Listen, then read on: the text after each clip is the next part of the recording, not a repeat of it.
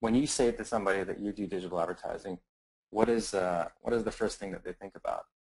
And most of the time, they're thinking of banner ads. And realistically, most people think that banner ads suck. You ask a lot of people in a room or even in your own company, hey, what was the last banner ad that you clicked that you really liked?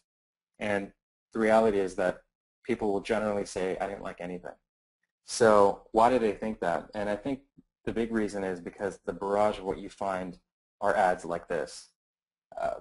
Things that are trying to vie for your attention that that are not interesting, that don't really get the clear message across, that are kind of boring, and also they try to use, in many ways, deception to try to get you to click on something, and we clearly know that that doesn't work.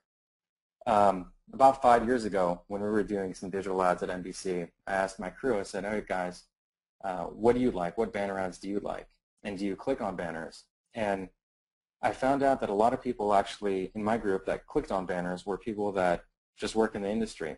And when I started to spread that out and ask others, I realized that for the most part, a lot of people don't click on banner ads because it just doesn't interest them. But then there were some ads that people did find interesting. And so it got me to think, do all ads have to kind of stink, or are some ads better? And it was kind of a, it wasn't a research behind it. It was just my own personal thing to find out what made something interesting versus another thing. And I realized that ads such as this one for Apple that was, 5 years ago, or this one for the W Hotels, what it does is it connects with the contextual. So, I know that Apple does, blanket takeovers, etc. But a lot of times you also find their ads if you're searching for music or if you're searching for an Apple product. The W Hotels as well, they keep things in context. So if you're not looking for, hotels, travel, etc., it's very likely that you wouldn't see this ad. So from a strategic standpoint, they know where they're targeting. The second thing is that they're kind of visceral. So when you have a product like an iPhone or an iPod, when you see one of these ads, you don't immediately turn it away and reject it. You're like, oh, cool, this is a cool ad, and I connect with it as well because it touches something in me at the core.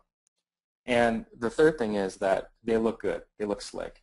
The previous example that I showed with all those ugly ads, they might get an attention of a few. Somebody doesn't really know anything. But realistically, they don't go far in delivering a brand message. So these are three things that when you have an ad that's contextual and that it touches the core of your audience and it looks good, there's a high likelihood that people are going to click on it and engage with it.